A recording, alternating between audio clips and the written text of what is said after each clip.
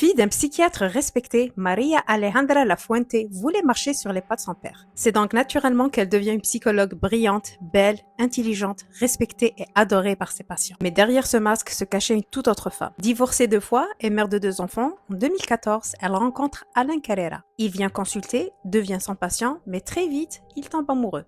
Ils se marient au bout de quelques mois, mais la famille d'Alan n'accepte pas cette union. Ils ont un mauvais pressentiment. Ils ont vu le red flag depuis la lune. Et ils ont raison, car après à peine quelques semaines de mariage, Alan finira empoisonné par des sédatifs, puis découpé. Sa tête et ses mains seront retrouvées dans le congélateur, et son corps dispersé dans des sacs en plastique à travers Mexico. C'est beau l'amour.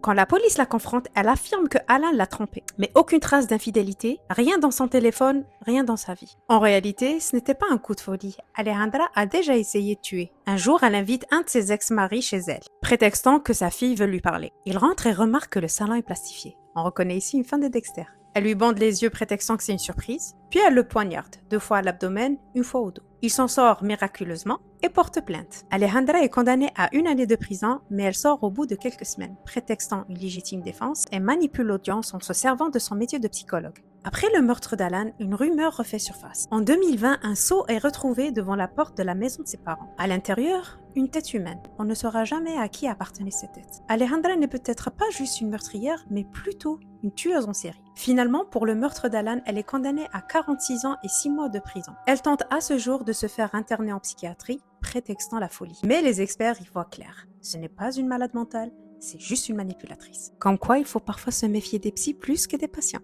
Après tout, qui mieux qu'un psychologue peut mieux savoir comment manipuler les esprits? Moi, perso, je connais une psy qui est un peu tordue.